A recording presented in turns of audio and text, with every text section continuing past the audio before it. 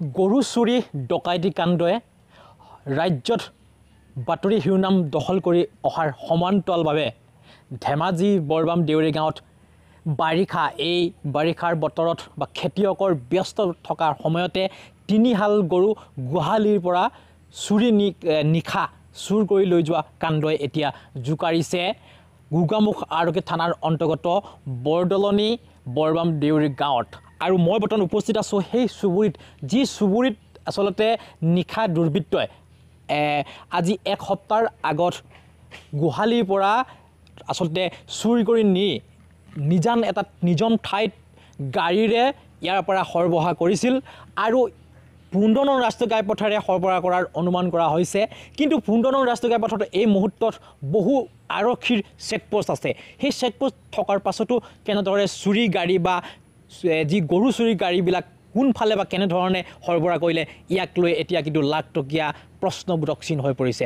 আমি বৰ্তমান উপস্থিত আছোঁ সেই স্থানত, সেই গাঁৱত এই সকলো লোক খেতিয়ক, এই কৃষকৰ সকলোৰে আছে এহাল এহাল গৰু। আজিৰ দিনত ক'ব লাগিব যে বলদ গৰু এহাল যেতিয়া এই বাৰিষাৰ সময়ত, খেতিৰ সময়ত, ব্যস্ত সময়ত যেতিয়া গৰুহাল চুৰ কৰি নিয়ে, সেই সময়ত খেতিয়কৰ কি এটা অৱস্থা হয় এয়া নিশ্চয় অনুমেয়।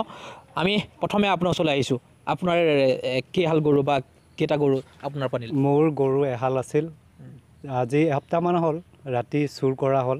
আৰু এতিয়া কৰিম কি ভৰপক খেতিৰ দিন, এতিয়াতো ল'ৰাকেইটা মুখলৈ চাই মই হ'লেও কোৰ মাৰি কেইজোপামান মাটিডৰা পুতিবলৈ চেষ্টা কৰি আছোঁ। নিশ্চয় কেনেকৈ নিলে বুলি আপুনি অনুমান কৰে? ৰাতি আপোনাৰ প্ৰায় 11:30-12 বা 1টা ৰাতি কাম কৰি আলি চালি দি আহি কঠীয়া চঠীয়া থৈ মেলি পথাৰৰ পৰা আহি ভাগৰে জুগৰে শুই আছিলোঁ। চোৰে গৰুহাল মাত্ৰ কেতিয়া নিলে, কি কথা সেইটো কোনো গমেই নাপালোঁ। আৰু বৰদলনি আৰক্ষীত চকীটো ইনফৰমেশ্যন দিয়া হৈছে, কাগজ পত্ৰ দিয়া হৈছে, এতিয়ালৈকে এসপ্তাহ হ'ল কোনো ৰিজাল্ট নাই।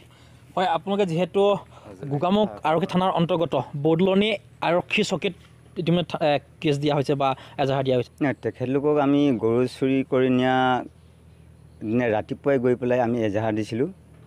এজাহাৰ দিওঁতে মানে তেওঁলোকে সুধিছে বৰণ আৰু কেনেকুৱা কি, আমি সম্পূৰ্ণ বিৱৰণ দিয়া হৈছে।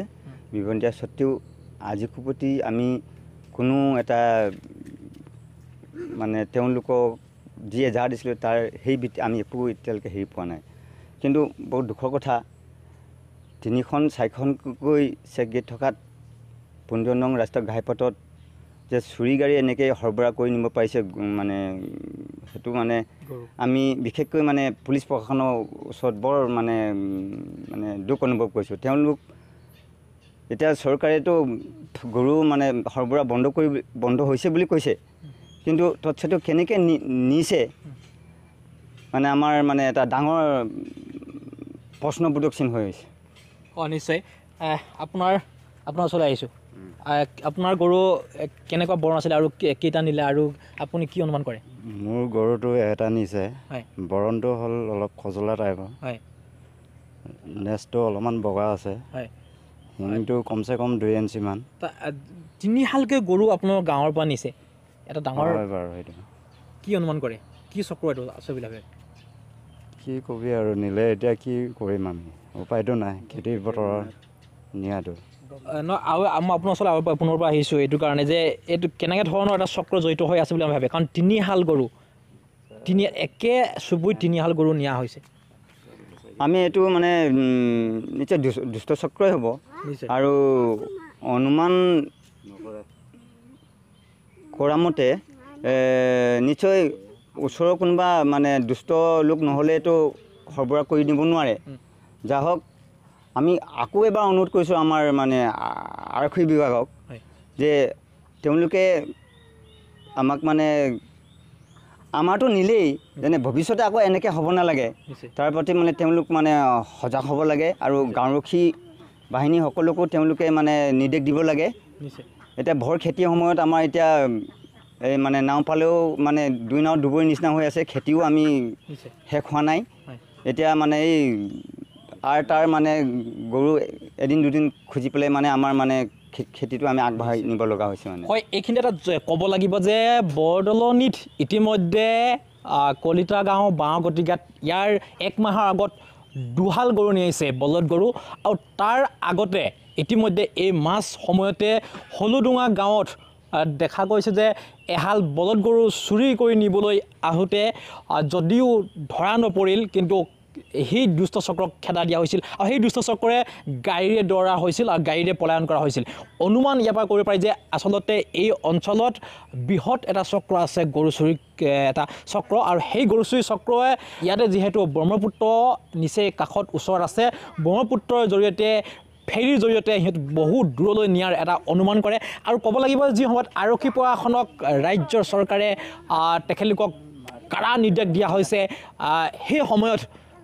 আৰক্ষী বিভাগ বা আৰক্ষী প্ৰশাসনে চেক গেট জিলাৰ যিকোনো সীমান্ত এৰিয়াত বা সীমান্ত পথত ৰাজপথত আৰু তাৰোপৰিও গাঁও অঞ্চলত BDPক তেখেতলোকে নিৰ্দেশ দিয়া হৈছে বা BDP এটা আছে তেনেস্থলত গাঁওৰক্ষী বাহিনী থকা স্বত্তেও এখন গাঁৱৰ ভিতৰৰ পৰা 3 হাল গৰু চুৰ কৰি নিয়া তাৰ আগতে বৰদলনিত দুহাল তাৰোপৰি গৰু চুৰ কৰিবলৈ অহা কাণ্ড এই কাণ্ডবোৰে কিন্তু এতিয়া যিসকল খেতিয়ক ৰাইজক এক প্ৰকাৰ ভবাই তুলিছে কি হ'ব যিহেতু ভৰ খেতিৰ এটা সময় এই সময়ত যদি গৰু নাথাকে তেখেতলোকৰ কৃষি পথাৰত এতিয়া কিন্তু হাঁহে নচৰা অৱস্থা বিৰাজ কৰিছে এই দৃশ্য হৈছে ধেমাজি বৰৰামদেউ গাঁৱৰ এটা চুবুৰীৰ দৃশ্য হয়